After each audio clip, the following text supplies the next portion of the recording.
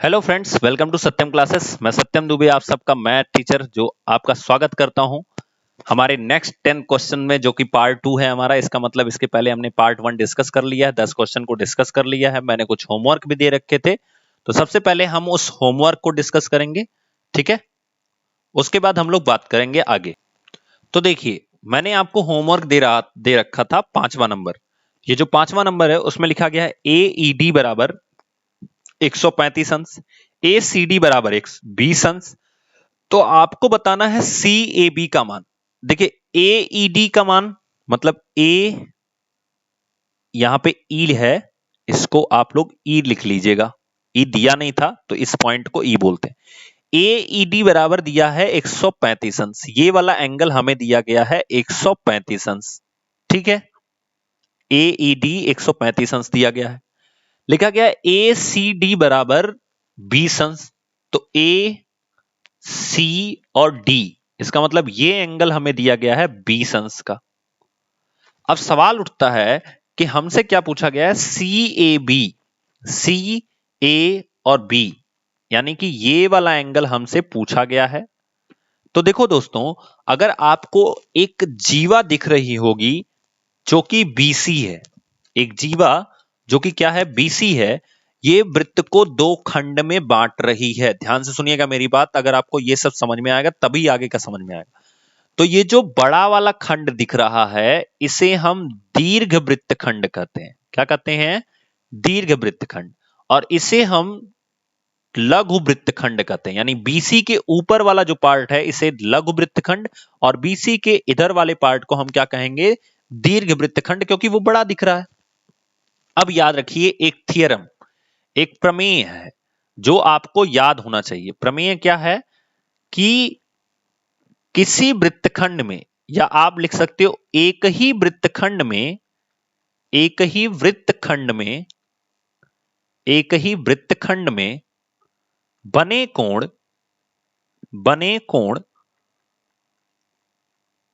सदैव समान होते हैं, सदैव समान होते हैं। अगर ये थ्योरम आपको याद होगा तो आप इस क्वेश्चन को कर पाओगे, ठीक है। और अगर आपको थ्योरम की पूरी डिटेलिंग चाहिए कि कैसे ये थ्योरम आते हैं, कैसे कैसे हम इनको अच्छे से समझ सकते हैं, अब ऐसा एक थ्योरम तो है नहीं, सर्किल में बहुत सारे थ्योरम है, ठीक है।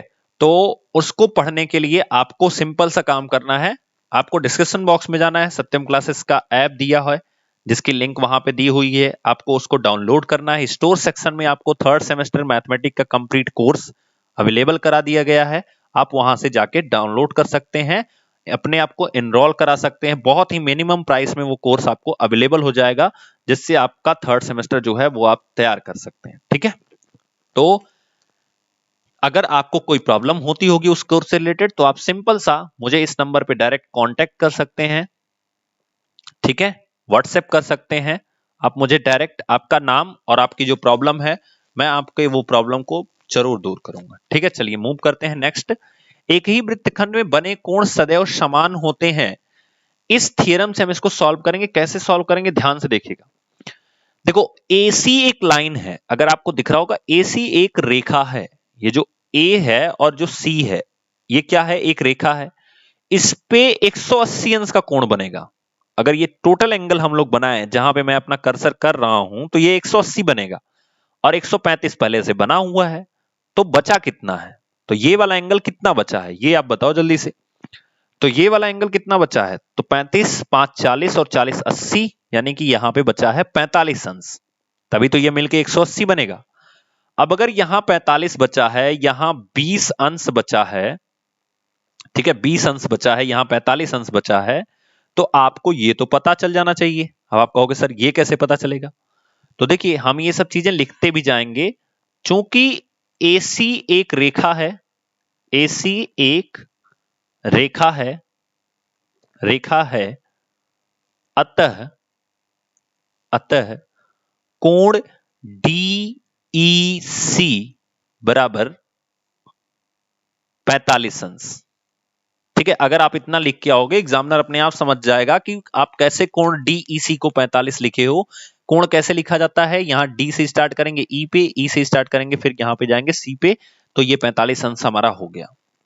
अब हम लिखेंगे त्रिभुज DEC में, DEC से, ठीक है। देखो मेरा टारगेट क्या है कि अगर हमें D पता चल जाए तो यही कोण है A भी होगा। क्यों होगा? क्योंकि अभी मैंने लिखा है एक ही वृत्तखंड यानी लघु वृत्तखंड में ये दोनों कोण बने हैं, D और A दोनों एक ही वृत्तखंड में बने हैं, इसी वजह से ये दोनों आपस में बराबर होंगे। तो हम तो इसका बता नहीं सकते थे, क्यों? क्योंकि इसमें ना हमें ये पता था ना हमें ये एंगल पता था, तो हम इसका बता नहीं सकते थे। लेकिन इसमें हमें ये पता था और ये भी हमें पता चल जाता, इसलिए हम इसी एंगल को पहले निकाल लेते हैं, D का मान पहले निकाल लेंगे और जो D का मान होगा वही A का मान होगा, ठीक है। तो इसी थ्योरम से हम इन दोनों को बताएंगे, ठीक है। देखो अब यहां 45 है, यहां 20 है, हमें निकालना D है। तो त्रिभुज DEC से कोण D प्लस कोण E प्लस कोण C बराबर कितना होता है? 180 अंश। अच्छा, D की वैल्यू तो हमें फाइंड आउट करनी है। E की वैल्यू कितनी है? 45 डिग्री एंड C की वैल्यू कितनी है? 20 डिग्री इक्वल्स टू 180 डिग्री। तो यहां पे हो जाएगा 65। फिर हम यहां पे माइनस कर देंगे तो कोण D इक्वल्स टू कितना हो जाएगा? 180 डिग्री माइनस 65 डिग्री। तो 65 और 5 कितना हो गया? 70। तो ये हो जाएगा 110 अंश। कोण D का मान कितना हो गया? 110 अंश। याद रखिए ये जो 110 हुआ है वही मान यहां भी होगा 110 अंश। क्यों? क्योंकि एक ही वृत्तखंड में बने दोनों कोण हैं। तो अब हम यहां लिखेंगे प्रमेय से, प्रमेय से क्या होगा? प्रमेय से कोण CAB बराबर, कोण CAB बराबर कोण BDC, BDC और BDC का मान कितना है? 110 अंश। क्लियर हो गया? तो ये हमारा आंसर होगा, ठीक है। आई होप आपको समझ में आया होगा। अगर आपको ये थियरम पता होगा तभी आप ये क्वेश्चन लगा पाओगे, ठीक है दोस्तों। चलिए अब देखो इतनी मेहनत करके आप लोगों को समझाया जा रहा है तो प्लीज एक लाइक तो बनता है ना। ठोको ठोको पहले जाके लाइक सब लोग। चलो नेक्स्ट है, हम लोग 9वां क्वेश्चन आपको दिए थे लगाने के लिए। तो आपको प्रूफ करना था LHS और RHS जीरो लाना था। देखो बहुत सिंपल है।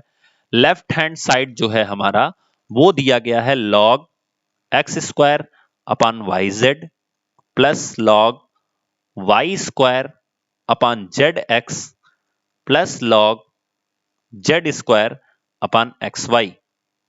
तो देखो बहुत सिंपल है, मैंने आपको बताया था कि प्लस का मतलब होता है मल्टीप्लाई करा देंगे। तो यहां पे हम लिख सकते हैं log x square upon YZ into y square upon ZX। log एक ही बार लिखते हैं जब मल्टीप्लाई कराएंगे, और चूंकि दोनों जगह प्लस था इसलिए फिर हम एक बार इसको मल्टीप्लाई करा के लिख सकते हैं Z स्क्वायर अपॉन XY। अभी देखो यहां पे x स्क्वायर है और एक x यहां है, एक x यहां है, तो ये x स्क्वायर कैंसिल। यहाँ पे y स्क्वायर है, एक y यहां है, एक y यहां है, तो ये y स्क्वायर कैंसिल। यहाँ पे z स्क्वायर है तो ये z यहां है, एक z यहां है, यहाँ पे z स्क्वायर कैंसिल। बचा कितना? एक।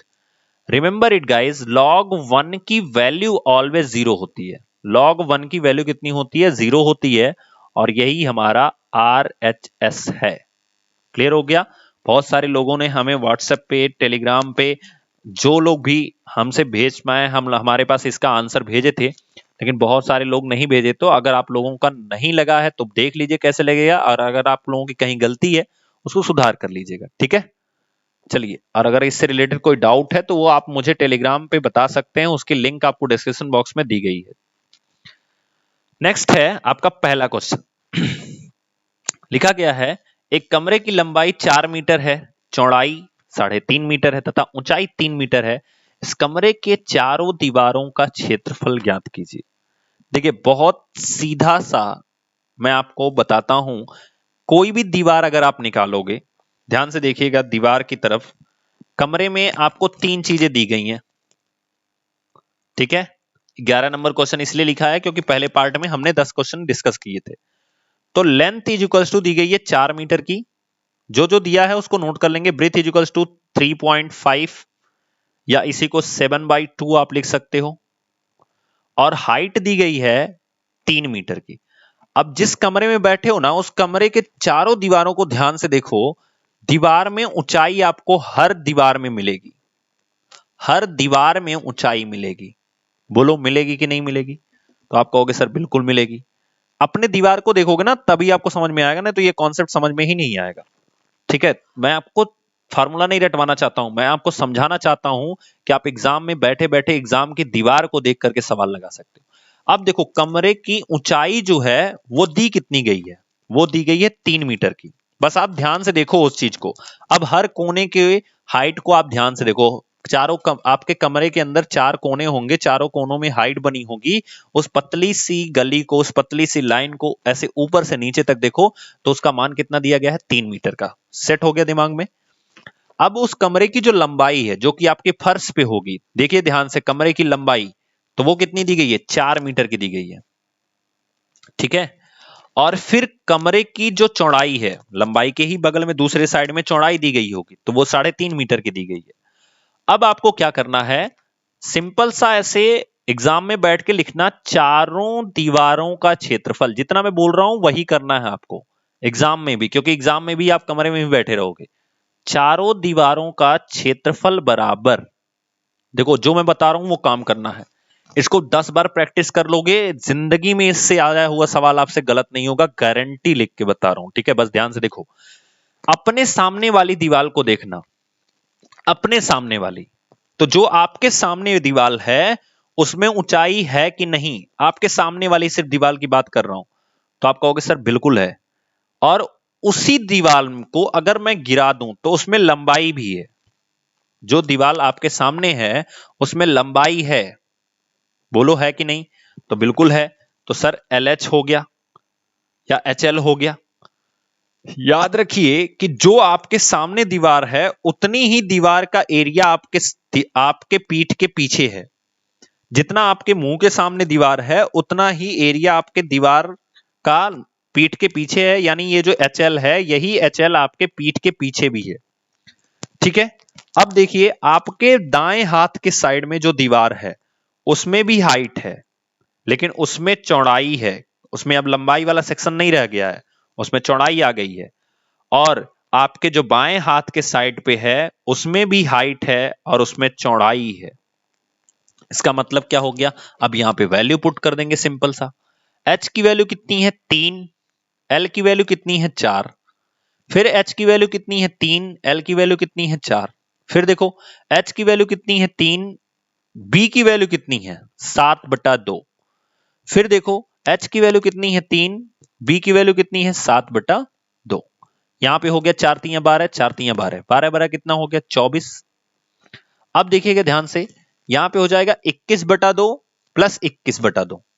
तो 21/2 कितनी बार हो जाएगा? 2 बार हो जाएगा। इसका मतलब ये हो जाएगा 2 टाइम्स 21/2, और यहां पे 2 से 2 कैंसिल, तो 24 और 1 कितना हो जाएगा? 25। 25 और 20 कितना हो जाएगा? 45 मीटर स्क्वायर। चूंकि क्षेत्रफल हमसे पूछा है तो मात्रक हमेशा हम मीटर स्क्वायर में रखेंगे। क्लियर हो गया? तो कभी भी एग्जाम में आप अगर बैठेगा, मेरे इस वीडियो को, इस क्वेश्चन को, इस वीडियो के इस क्वेश्चन को जरूर ध्यान से देखिएगा 3 से 4 बार। जिंदगी में आपके ये चारों दीवारों का क्षेत्रफल का क्वेश्चन कभी गलत ही नहीं होगा। बस प्रैक्टिस कीजिएगा उस चीज को। ठीक है, नो फार्मूला, कोई फार्मूला रटना नहीं होता है। ठीक है, बस इसको प्रैक्टिस कर लीजिएगा, कभी आपका गलत नहीं होगा। नेक्स्ट क्वेश्चन है, 400 रुपए का 3 वर्ष के लिए 6% वार्षिक साधारण ब्याज की दर से उधार दिया गया है और ब्याज क्या होगा आपसे पूछा गया है। तो साधारण ब्याज लिखा है यहां पे, इसका मतलब फॉर्मूला क्या होता है साधारण ब्याज का? बताओ सब लोग जल्दी जल्दी कमेंट करके। तो simple interest is equals to होता है P into R into T divided by 100। ठीक है, अब देखो SI की वैल्यू हमें फाइंड आउट करनी है। P क्या होता है? तो भैया मूलधन हमें दिया गया है 400 रुपए। ठीक है, जिसे हम क्या कहते हैं? P कहते हैं। R यानी जिसे हम दर कहते हैं, ये कितना दिया गया? 6% दिया गया। जहां पे प्रतिशत लिखा है उसे दर कहते हैं हम। और जो T है, समय है, इसे हम क्या कहते हैं? इसे हम कहते हैं, इसे, ये कितना दिया गया? ये 3 वर्ष का दिया गया। तो P की वैल्यू हो गई 400, दर हो गई 6, समय हो गया 3, बटे में कितना हो गया? 100। तो 2 जीरो से 2 जीरो कैंसिल, ऊपर कितना हो गया, 6 चौक को 24, 24 दिया कितना हो गया 72 रुपए आपका आंसर होगा। कितना आंसर होगा 72 रुपए। चलिए नेक्स्ट मूव करते हैं। अगला लिखा गया है, ये क्वेश्चन आपके लिए होमवर्क है, आपको लगाना है और मुझे बताना है टेलीग्राम के ऊपर, ठीक है। टेलीग्राम में आपको लगा के मुझे भेजना है और याद रखिए कि एक ही बार में पिक लिया कीजिए, क्योंकि 2 पिक आप नहीं भेज सकते हो। आप केवल एक मैसेज कर सकते हो, फिर आप 15 मिनट के बाद उस ग्रुप में मैसेज कर सकते हो, ठीक है। ऐसा उसमें प्राइवेसी लगा हुआ है कि आप 15 मिनट के बाद उस ग्रुप में मैसेज कर सकते हो, हमेशा आप मैसेज नहीं कर सकते हो, ठीक है। तो आप वहां पे भेजिए तो एक ही बार में भेज दीजिए, कोशिश कीजिए एक बार में, ठीक है।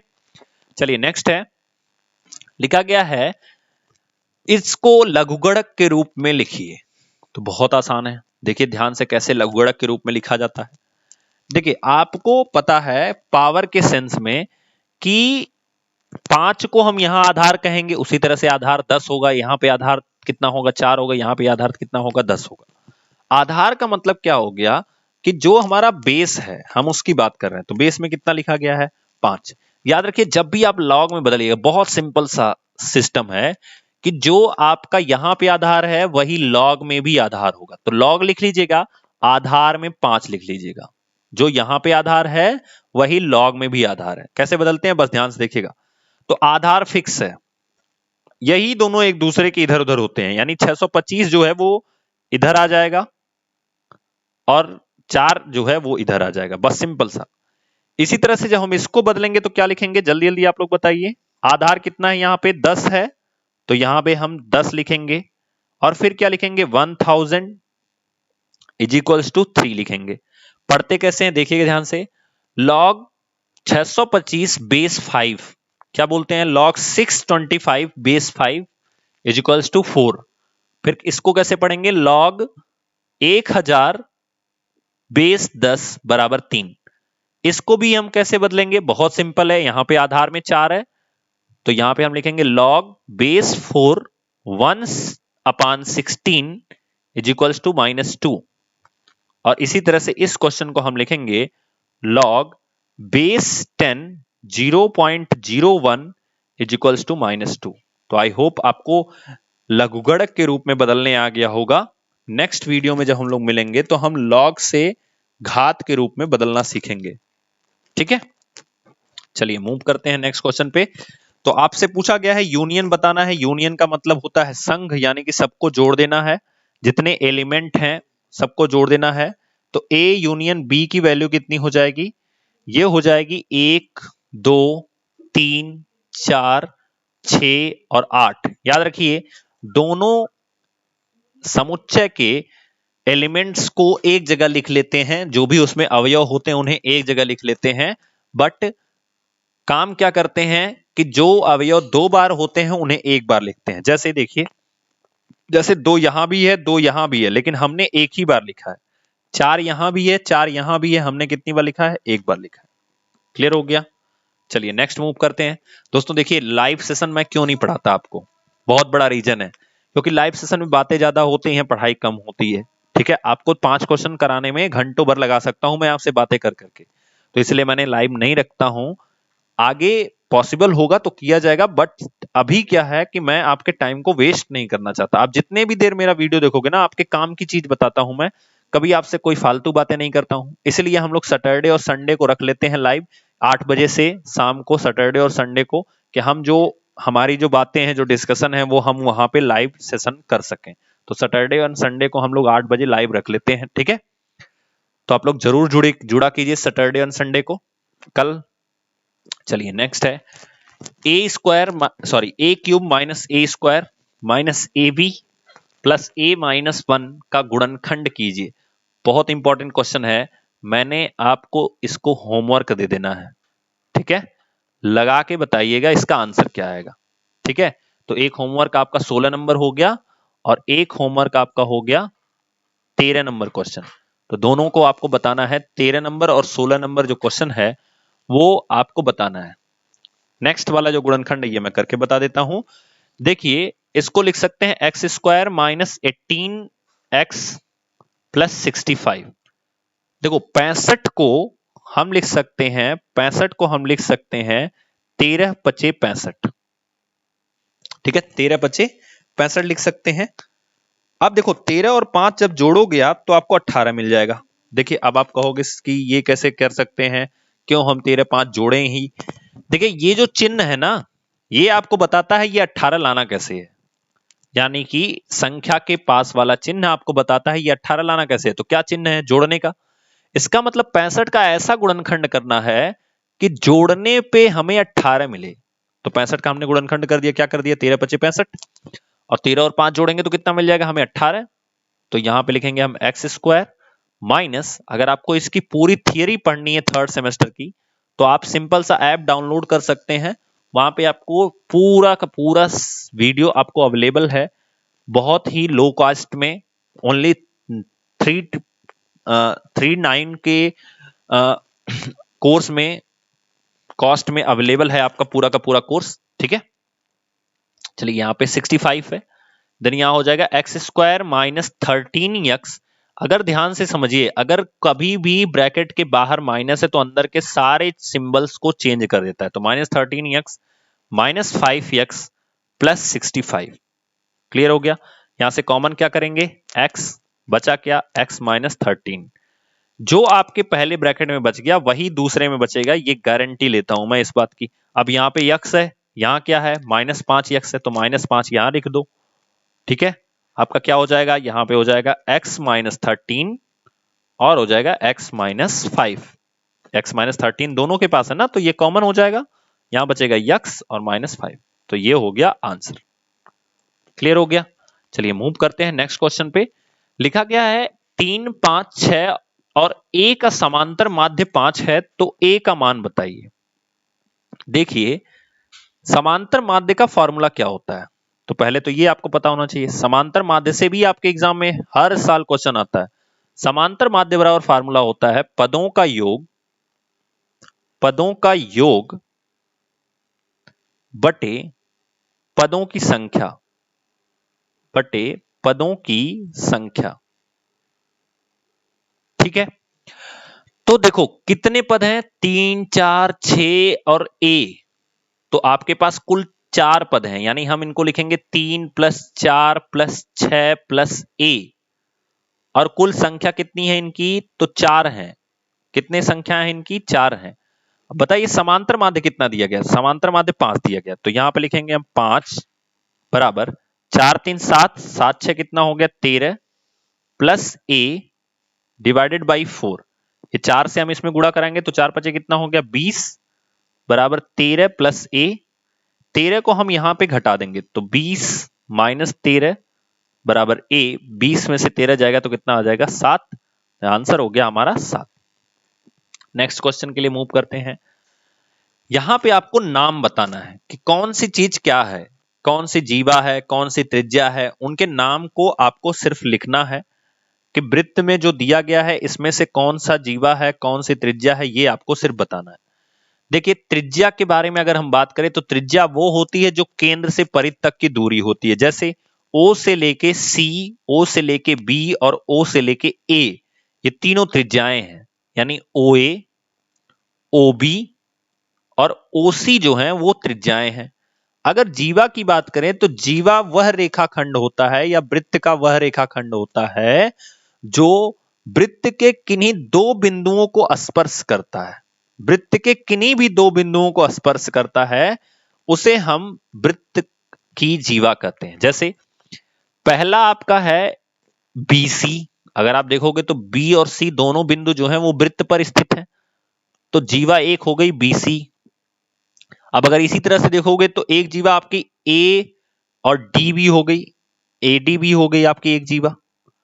अगर थोड़ा सा और आगे बढ़ोगे, देखो OB क्यों नहीं होगा, BO क्यों नहीं होगा, OB क्यों नहीं होगा, क्योंकि वो केंद्र तक ही जा रहा है, हमें वृत्त पर दोनों बिंदु स्थित हों उसे हम कहेंगे। तो देखिए अगला क्या है, E और F जो है ये भी कहां पे स्थित हैं, वृत्त पर स्थित हैं, तो हमारी अगली जो जीवा होगी वो EF हो जाएगी। वृत्तखंड होते हैं, जीवा जो होता है वो वृत्तखंड में वर्गीकृत करता है, तो यहां पे बहुत सारे वृत्तखंड हैं। अगर EF जीवा के अकॉर्डिंग देखोगे तो इधर वाला जो वृत्तखंड है ये हो जाएगा दीर्घवृत्तखंड। ध्यान समझिएगा, ईएफ के अकॉर्डिंग देखोगे तो ये वाला जो खंड है जहां पे मैं अपना कर्सर चला रहा हूं, अगर मैं ऐसे रेखा खींच दूं यहाँ पे, जैसे जैसे मैं कर्सर चला रहा हूं, तो ये दीर्घवृत्तखंड हो जाएगा। और ईएफ के इधर वाले साइड में ये लघुवृत्तखंड है, ये जो छोटा सा पार्ट आपको दिख रहा है। अगर हम एडी जीवा की बात करें तो एडी के इस साइड में जितना खंड है ये दीर्घवृत्तखंड है, एडी के इस साइड वाला दीर्घवृत्तखंड है और एडी के इस साइड वाला लघुवृत्तखंड है। ठीक है, अगर हम बीसी की बात करें तो बीसी के इधर वाला सब दीर्घवृत्तखंड के सेक्शन में आएगा और इधर वाला लघुवृत्तखंड के सेक्शन में आएगा। त्रिज्यखंड क्या है? तो त्रिज्यखंड वो खंड होता है जो दो त्रिज्याओं से एटलीस्ट घिरा होता है। तो अगर आप देखोगे तो यहां पे ओ बी सी जो है, ये वाला जो पार्ट है ओ बी और सी, ये जो एक त्रिभुज आपको दिख रहा है, ठीक है, इसमें त्रिज्यखंड है। अगर मैं यहां पे एक अच्छा लिख देता हूं यक्स, तो अगर हम त्रिज्यखंड को डिफाइन करेंगे तो त्रिज्यखंड हो जाएगा ओ बी एक्स सी। ओबीसी नहीं है, ओबी एक्स सी क्यों लिया गया है? क्योंकि ओ से चलेंगे बी पे, बी से चलेंगे फिर एक्स पे जाएंगे, एक्स से होते हुए सी पे जाएंगे और फिर हम जब ओ पे जाएंगे ना तो इस सेक्शन को हम कहेंगे त्रिज्यखंड है। ठीक है, आई होप आपको क्लियर हुआ होगा। इस सेक्शन को हम त्रिज्यखंड कहेंगे। क्लियर हो गया? तो एक पॉइंट हम यहां पे यक्स ले लेंगे और इस तरह से हमारा त्रिज्यखंड डिसाइड होगा। नेक्स्ट क्वेश्चन है, लिखा गया है डीओबी, डीओबी बराबर 70 अंश आपको दिया गया है यहां पे। अब पूछा गया है बी सी डी का मान बताइए, बी सी और डी का मान बताइए। देखिए अगर ये 70 अंश है दोस्तों तो यहां पे 35 अंश होगा। क्यों होगा? क्योंकि इसी केंद्र के थ्रू ये परिधि पर बना कोण है, तो 70 अंश यहां बना है तो वहां परिधि पर बनेगा। तो हम लिख सकते हैं सॉल्यूशन में कि कोण बी ए डी बराबर 35 अंश। कैसे आया? 70/2। ये कहां से आया? तो प्रमेय से आया। कौन से प्रमेय से? कि परिधि पर बना कोण केंद्र पर बने कोण का आधा होता है, प्रमेय से। प्रमेय कौन सा? परिधि पर बना कोण केंद्र पर बने कोण का आधा होता है। केंद्र पर 70 अंश बना था, इसलिए परिधि पर कितना बनेगा? 35 अंश।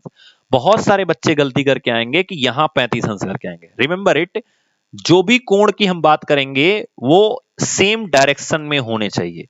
अगर आप इस कोण की बात करोगे तो देखो 70 अंश का तो मुंह नीचे है लेकिन इसका मुंह ऊपर है, तो ये अपोजिट डायरेक्शन में, तो इनका कभी रिलेशन नहीं होगा।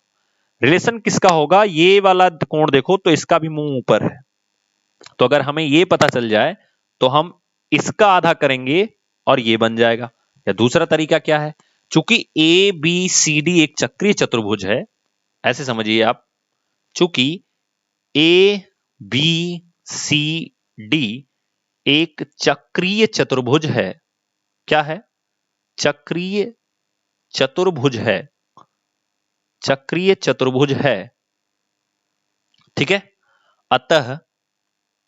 अतः कोण ए प्लस कोण सी बराबर 180 अंश होना चाहिए।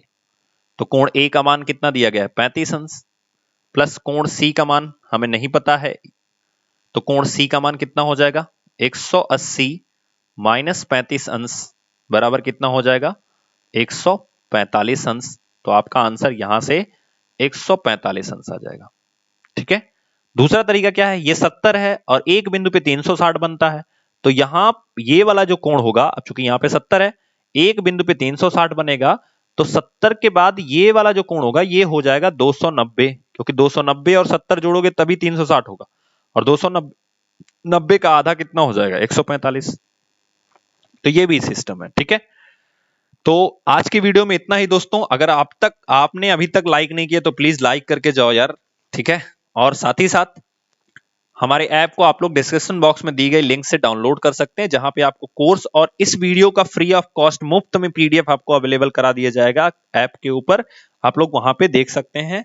और अगर आपको पता करना है कैसे डाउनलोड करना है, उसके लिए आप मुझे मेरे व्हाट्सएप नंबर पे डायरेक्ट कॉन्टेक्ट कर सकते हैं 9682904159 9682904159 पे आप मुझे डायरेक्ट कॉन्टेक्ट कर सकते हैं, जिससे आपको एक ब्रॉडकास्ट ग्रुप से जोड़ दूंगा और आपको टाइम टू टाइम नोटिफिकेशन मिलती रहेगी। ब्रॉडकास्ट ग्रुप क्या होता है? वो ये ग्रुप है जिसमें आपके नंबर कोई और बंदा नहीं देख सकता है। आप डायरेक्ट मेरे से कांटेक्ट में रहोगे, आपका नंबर कोई और नहीं देख सकता है। क्लियर हो गया ब्रॉडकास्ट का मतलब? चलिए, तो आज के लिए इतना ही। नेक्स्ट सेशन नेक्स्ट वीक से स्टार्ट करेंगे। Thank you. और पार्ट थर्ड बहुत अच्छा होने वाला है। आई होप आप लोगों को ये क्वेश्चंस देख के आइडिया लगा होगा कि अभी कितनी तैयारी बाकी है, अभी कितनी करनी है। ठीक है, थैंक यू दोस्तों हमारे साथ इतना बने रहने के लिए।